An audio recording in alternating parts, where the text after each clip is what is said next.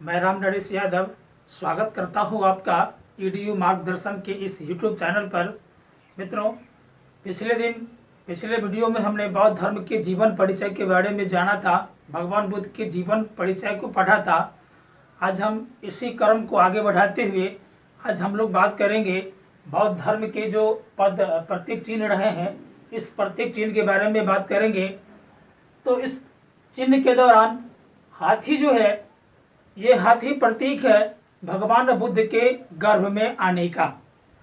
तो मित्रों, जैसा कि हम जानते हैं, माया देवी भगवान बुद्ध के माता थी और जब वो गर्भ धारण करती है इसका प्रतीक माना जाता है हाथी को। तो हाथी भगवान बुद्ध के गर्भ में आने का प्रतीक है। फिर जब भगवान बुद्ध का जन्म होता है, जन्म के विषय में पिछले वीडियो में भी हमने चर्चा की थी कि जब अपने मायके जा रही थी माया देवी, तो मायके जाने के दौरान लुम्बिनी वन में भगवान बुद्ध का जन्म हुआ था। वहीं उसको प्रसव पीड़ा स्टार्ट हुआ था और जन्म के 7वें दिन माया देवी की मृत्यु हो गई थी और भगवान बुद्ध के सौतेली माता, जो मौसी भी कही जाती है, प्रजापति गौतमी, उन्होंने इनका पालन की थी। इस तरह से जन्म जो है, जन्म का प्रतीक कमल को माना जाता है। तो हाथी गर्भ में आने का प्रतीक हो गया और जन्म का प्रतीक कमल को माना जाता है। और भगवान बुद्ध के जन्म के बाद जब यौवन अवस्था में आता है, युवा अवस्था में आता है, तो इसका प्रतीक सांड को माना जाता है। तो सांड भगवान बुद्ध के यौवन अवस्था का प्रतीक है। फिर जब भगवान बुद्ध गृह या फिर सांसारिक मोह माया को त्याग कर सत्य की खोज में गृह त्याग करता है, तो गृह त्याग करने का प्रतीक घोड़ा को माना जाता है और गृह त्याग के प्रतीक घोड़ा को माना जाता है। और भगवान बुद्ध जो गृह त्याग करने के बाद जब उनको ज्ञान की प्राप्ति होती है, तो इसके लिए भी एक प्रतीक है। और ज्ञान प्राप्ति का जो प्रतीक है वो पीपल को माना जाता है, पीपल वृक्ष को, जिसे हम लोग बोधि वृक्ष के नाम से भी जानते हैं। फिर उसके बाद ज्ञान प्राप्ति के बाद जब भगवान बुद्ध अपना पहला उपदेश देते हैं, तो कहाँ देते हैं मित्रों पहला उपदेश? वो सारनाथ में देते हैं, जो इसका प्राचीन नाम ऋषिपतनम रहता है। और वही अपना पहला उपदेश देते हैं और पहला उपदेश का जो प्रतीक है वो चक्र है। पहला उपदेश का प्रतीक चक्र को कहा जाता है। फिर भगवान बुद्ध जब इसको महापरिनिर्वाण की प्राप्ति होती है, अर्थात इसका देहावसान हो जाता है, इसकी मृत्यु हो जाती है, इसका चिन्ह माना जाता है स्तूप को या फिर भगवान बुद्ध के पद चिन्ह को। तो इस तरह से कुछ प्रतीक हैं जो कई परीक्षाओं में पूछा गया है, इसको याद रखना है। हाथी गर्भ में आने का प्रतीक हो गया, कमल जन्म का प्रतीक हो गया, सांड यौवन अवस्था का प्रतीक हो गया, घोड़ा गृह त्याग का प्रतीक हो गया, क्योंकि जब गृह त्याग किया था तो भगवान बुद्ध घोड़े पर ही ये गया था, कंथक जिस घोड़े का नाम था। फिर ज्ञान प्राप्ति पीपल का प्रतीक है, पीपल ज्ञान प्राप्ति का प्रतीक है, चक्र प्रथम उपदेश का प्रतीक है और स्तूप या पदचिन्ह भगवान बुद्ध के महापरिनिर्वाण अर्थात मृत्यु का प्रतीक माना जाता है। तो अब कुछ साहित्यिक रचना के बारे में हम लोग जान लेते हैं। इससे पहले एक और बात जान लें कि बौद्ध धर्म के त्रिरत्न कौन कौन से होते हैं। कई बार यहाँ से भी पूछे जाते हैं प्रश्न। तो बौद्ध धर्म के जो त्रिरत्न है वो बुद्ध है, धम्म है, धम्म का अर्थ होता है धर्म, और संघ है। ये तीन बौद्ध धर्म के त्रिरत्न है, बुद्ध, धम्म और संघ। अब इसके कुछ बौद्ध साहित्य की चर्चा करें तो मित्रों, बौद्ध साहित्य में 3 पिटक प्रसिद्ध हैं। ये 3 पिटक में सबसे पहला पिटक है सूत पिटक। तो सूत पिटक में क्या देखने को मिलता है? इसमें भगवान बुद्ध ने जो उपदेश दिया उस उपदेशों को संग्रह किया गया है। अर्थात सूत पिटक में गौतम बुद्ध भगवान बुद्ध के उपदेशों को संग्रह किया। और संग्रह किसने किया था? तो भगवान बुद्ध के ही एक शिष्य थे उपाली। उपाली ने इस सूत पिटक में बौद्ध धर्म के उपदेशों का संग्रह किया। भगवान बुद्ध के उपदेशों का संग्रह उपाली ने किया था। इस तरह से सूत पिटक में उपदेशों का संग्रह हो गया। किसने किया संग्रह? तो उपाली ने किया। दूसरा है विनय पिटक। तो विनय पिटक में बौद्ध संघ के नियमों का संग्रह किया गया है। विनय पिटक में बौद्ध संघ के जो नियम थे उस नियमों को संग्रह किया गया है। और आनंद जो कि सबसे प्रिय शिष्य रहा है भगवान बुद्ध का, आनंद ने ही इस विनय पिटक को संग्रह किया है। तो इस तरह से तीसरा पिटक की बात करते हैं तो तीसरा पिटक में दर्शन की चर्चा है, अर्थात भगवान बुद्ध के जो दार्शनिक विचार थे इस दार्शनिक विचार को अभिधम पिटक में संग्रहित किया गया है और जिसको मोगलीपुत्र तिस्स ने तैयार किया है। और ये मोगलीपुत्र तिस्स जब तृतीय बौद्ध संगति हुआ था उसमें अध्यक्षता मोगलीपुत्र तिस्स ने ही की थी। तो इस तरह से 3 पिटक हो गए। बौद्ध धर्म के 3 पिटक होते हैं। जो पहला सूत पिटक जिसमें उपदेशों का संग्रह है और उपाली ने जिसको तैयार किया था। दूसरा विनय पिटक जिसमें संघ के नियमों का संग्रह किया गया है और जिसको आनंद ने तैयार किया था। और तीसरा है अभिधम पिटक जिसमें भगवान बुद्ध के दार्शनिक विचारों का संग्रह किया है, जिसे संग्रहित किया था मोगलीपुत्र तिस्स ने। तो यहाँ अब आगे हम बात करते हैं जातक कथा। ये बौद्ध धर्म से संबंधित है और जातक कथा में भगवान बुद्ध के पुनर्जन्म की कहानी की चर्चा की गई है। इस तरह से आगे देखते हैं बुद्ध चरित, इसकी रचना किसने की थी। ये बातें तो कॉमन है, सारे लोग जानते होंगे कि बुद्ध चरित की रचना अश्वघोष ने की थी। और अश्वघोष ने और भी रचना की है जिसको भी याद रखना है। सौंदरानंद, परिपुत्र परकरण, ये अश्वघोष की रचना है।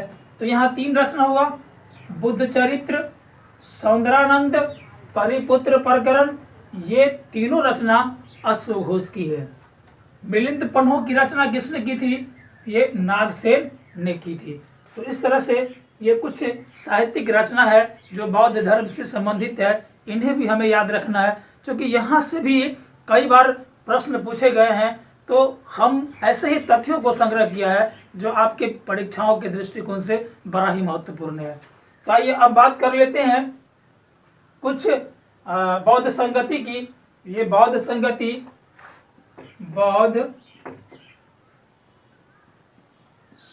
की, तो बौद्ध संगति में सबसे प्रथम बौद्ध संगति जो हुआ था, ये प्रथम बौद्ध संगति जिस वर्ष भगवान बुद्ध की मृत्यु हुई थी, जिस वर्ष भगवान बुद्ध महापरिनिर्वाण को प्राप्त हुए थे, वो वर्ष 483 BC है। और इसी वर्ष प्रथम बौद्ध संगति का आयोजन किया गया था। और वो कहाँ किया गया था, वो राजगृह में किया गया था।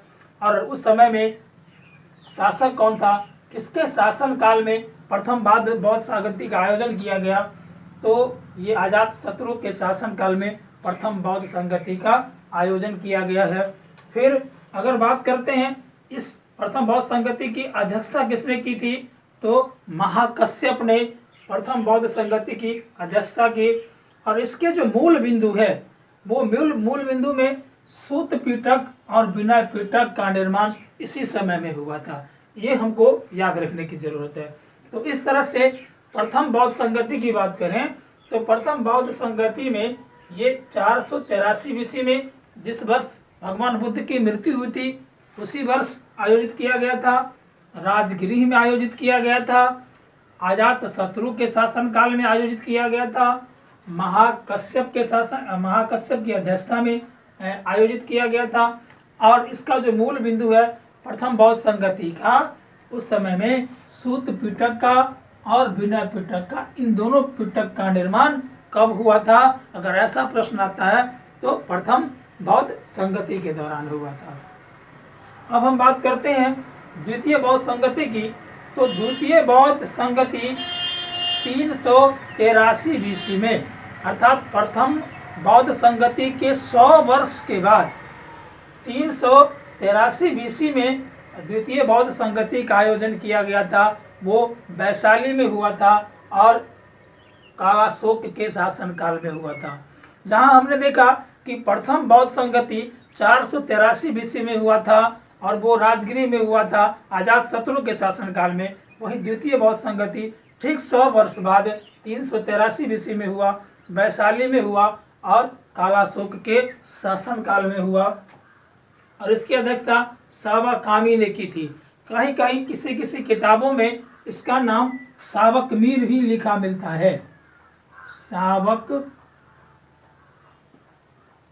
सावक मीर भी लिखा रहता है। तो मित्रों अगर सावक मीर ऑप्शन में आए तो इसको टिक कर लेना है, क्योंकि सावक मीर या फिर सावकामी भी इसको कहा जाता है। तो क्या खास रहा है इसके मूल बिंदु, क्योंकि बौद्ध धर्म के जो विभाजन का आधार जो है यहीं से तैयार होता है। सबसे पहले बौद्ध धर्म में विभाजन यहीं से देखने को मिलता है, द्वितीय बौद्ध संगति के दौरान। तो इस तरह से द्वितीय बौद्ध संगति 383 BC में हुआ था, वैशाली में हुआ था, कालाशोक के शासनकाल में हुआ था और इसकी अध्यक्षता सावकामी ने की थी। और किसी किसी किताबों में सावकामी की जगह सावक मीर भी लिखा होता है। और यहीं से सबसे पहले विभाजन का आधार तैयार होता है बौद्ध धर्म की। अब आगे बात करते हैं तृतीय बौद्ध संगति की। तो तृतीय बौद्ध संगति 255 BC माना जाता है, 255 BC माना जाता है। और किसी किसी किताबों में 251 भी वर्णित है। यदि 251 हम ऑप्शन में होता है तो हम उसको भी टिक कर लेंगे। यहाँ याद रखना है मित्रों कि तृतीय बौद्ध संगति 255 BC या फिर इसको हम कह सकते हैं 251 भी कहीं कहीं रहता है। फिर ये पाटलिपुत्र में आयोजित किया गया था और सम्राट अशोक के शासनकाल में तृतीय बौद्ध संगति का आयोजन किया गया था। और तृतीय बौद्ध संगति की जो अध्यक्षता की थी वो मोगलीपुत्र तिस्स ने की थी, मोगलीपुत्र तिस्स ने की थी।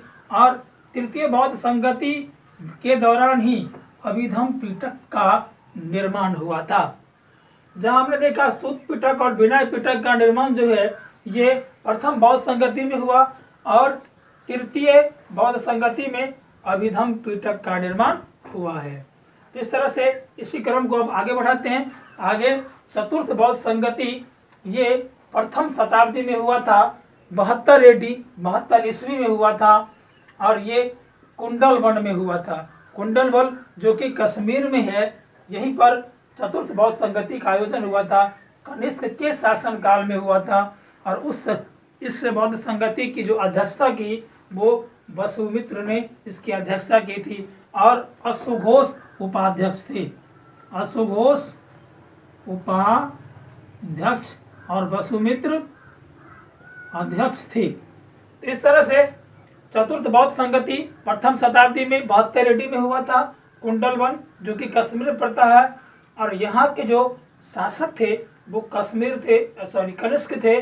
कनिष्क ने ही चतुर्थ बौद्ध संगति का आयोजन करवाया था और इसकी अध्यक्षता वसुमित्र ने की थी और उपाध्यक्ष अश्वघोष थे। और यही इसी बौद्ध संगति में अर्थात चतुर्थ बौद्ध संगति में बौद्ध धर्म 2 भागों में बढ़ जाता है। एक का नाम हीनयान पड़ जाता है और दूसरे का नाम महायान पड़ जाता है। तो बौद्ध धर्म के विभाजन की बात किस बौद्ध संगति में आती है तो वो द्वितीय हो जाता है, लेकिन 2 भागों में विभाजित हो जाता है। जैसे हीनयान महायान में वो चतुर्थ बौद्ध संगति में देखने को मिलता है। इस तरह से मूलतः 4 बौद्ध संगति देखने को मिलता है, लेकिन 5वीं बौद्ध संगति भी आयोजित की गई है। ये 5वीं हुई थी 7वीं शताब्दी में। 5वीं बौद्ध संगति 7वीं शताब्दी में हुई थी और ये कन्नौज में आयोजित किया गया था, हर्षवर्धन के शासनकाल में हुआ था। हर्षवर्धन ने इस बौद्ध संगति का आयोजन कराया था। और जो चीनी यात्री थे ह्वेनसांग, वो चीनी यात्री ह्वेनसांग इस 5वीं बौद्ध संगति की अध्यक्षता की थी। और इसकी जो मूल बिंदु है इसमें महायान को सर्वश्रेष्ठ बताया गया है। तो इस तरह से मित्रों आज के इस वीडियो में बौद्ध धर्म के प्रतीक, फिर इसके जो बौद्ध साहित्य है और फिर बौद्ध संगति का आयोजन हुआ है जहाँ जहाँ हुआ है, उन सारी बातों को हमने चर्चा की। फिर अगले वीडियो में हम इसके आगे और भी चर्चा करेंगे, क्योंकि कुछ और भी महत्वपूर्ण फैक्ट्स रह गए हैं जो आपके परीक्षा के दृष्टिकोण से बड़ा ही महत्वपूर्ण है। तो मित्रों इसी के साथ धन्यवाद।